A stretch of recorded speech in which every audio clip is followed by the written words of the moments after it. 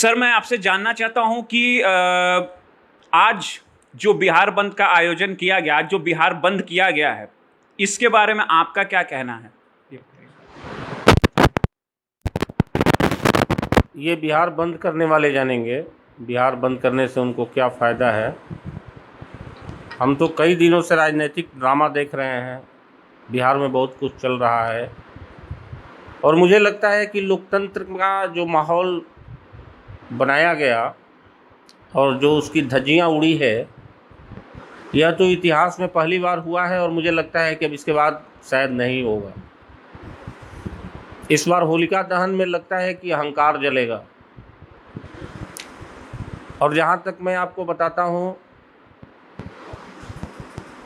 हमें कभी याद नहीं है कि पुलिस ने इतनी बर्बरतापूर्वक जो पिटाई की है, यह संकेत देता है कि माननीय बहुत ज़्यादा बौखला गए हैं, बहुत परेशान हो गए हैं और उन्हें कोई ना कोई भय सता रहा है, क्योंकि एक डरा हुआ व्यक्ति ही इस तरह की हरकत कर सकता है। विपक्ष का काम है विरोध करना और आपका काम है अपनी नीतियों से और अपने तर्कों से उसकी बात का जवाब दे देना। लेकिन विधानसभा के अंदर, विधानसभा के बाउंड्री में लात से, घूसों से मारना, लोगों को खदेड़ना, दौड़ा दौड़ा कर पीटना, यह जायज़ नहीं है। और हमने तो सुना है कि मीडिया के लोगों पर भी प्रहार हुए हैं। ये तो और भी चिंताजनक है।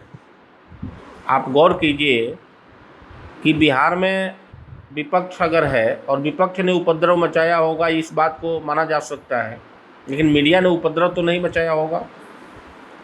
लेकिन मीडिया को भी पीटा गया, उसका कैमरा तोड़ा गया, मोबाइल छीन कर फेंका गया। हम एक सोशल मीडिया के ही चैनल पर न्यूज़ देख रहे थे कि पुलिस उनको खदेड़ रही है, वो रुक कर छिप कर कहीं से वीडियो बना रहे हैं। मीडिया को लोकतंत्र का चौथा मजबूत स्तंभ माना जाता है और यह माना जाता है कि आज जो मीडिया समाज में लेकर आती है, लोग उस पर ट्रस्ट करते हैं। लेकिन जो भी जनप्रतिनिधि जीत कर आए हैं और अपनी बात को रख रहे हैं, चाहे वो किसी भी दल से हो, उनको भी अपनी बात को सही ढंग से रखना चाहिए। लेकिन उनके साथ पुलिस ने जो बर्बरता किया है वो उचित नहीं है। और लोक जनशक्ति पार्टी हमारी जो है, वह विवादों से ज़्यादा मुद्दों पर ध्यान देती है। आपने देखा होगा बिहार विधानसभा चुनाव के दरमियान हम लोगों का डॉक्यूमेंट्री विजन एक लॉन्च हुआ था, जिसका नाम था बिहार फर्स्ट, बिहारी फर्स्ट। उसे लाखों लोगों ने अपने तरीके से सुझाव दिए थे और उस सुझाव के आधार पर उसको बनाया गया था। लेकिन माननीय को उसमें कौन सी बुराई दिखाई दी जिसके चलते उन्होंने मतभेद पैदा किए। और मैं दावे के साथ कह सकता हूं कि बिहार में चिराग पासवान जी जैसा नेता, जो सभ्यतापूर्वक हमेशा बात करते हैं, हमारे राष्ट्रीय अध्यक्ष हैं और सभ्यता और संस्कृति उनके पैतृक संस्कार में है। हमारे बड़े साहब स्वर्गीय रामविलास पासवान साहब की बात को सुनिए आप, तो कभी भी उन्होंने मर्यादा और संस्कार को नहीं तोड़ा है। उन्होंने सदन में, सड़क पर, मंच पर, जनसभा में या अपने कार्यालय में किसी के साथ हमेशा मर्यादा के अंदर बात किया है। और यह जन्मजात गुण है चिराग पासवान जी का कि वह अपने किसी विपक्षी को भी गलत तरीके से बात नहीं करते हैं। अब तो सदन में यह भी सुनने को मिलता है कि गाली कैसे दी जाती है।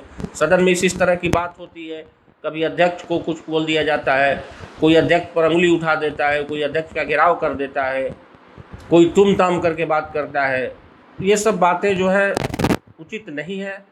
कोई भी दल हो, लोकतंत्र की मर्यादा के खिलाफ यदि कोई भी काम करता है तो किसी के लिए जायज़ नहीं है, वह पक्ष हो, विपक्ष हो, सत्ता में हो। लेकिन एक बात जान लीजिए, एक बात तय मानिए कि बिहार में अब विकास मुद्दा नहीं रह गया है। अब मुद्दा है अपना राजनीतिक कद बढ़ाने का। इसीलिए दोस्तों को, दुश्मनों को मिलाकर होड़ लगी हुई है, कैसे किसको मिलाकर अपने पास अपने कद को मजबूत कर लें। बिहार का विकास ताक पर है। पहले की जो योजनाएं चल रही हैं वही चल रही है, आगे विकास होने का कोई बात होना नहीं है जो अभी दिखाई दे रहा है। क्योंकि अभी तो 2-3 महीने से सरकार गठन के बाद हम भी देख रहे हैं, आप भी देख रहे होंगे, हमसे बेहतर देख रहे होंगे, क्योंकि आप लोग हमारे जैसे ना जाने सैकड़ों नेताओं के पास आप लोग जाते हैं और उनका स्टेटमेंट लेते हैं।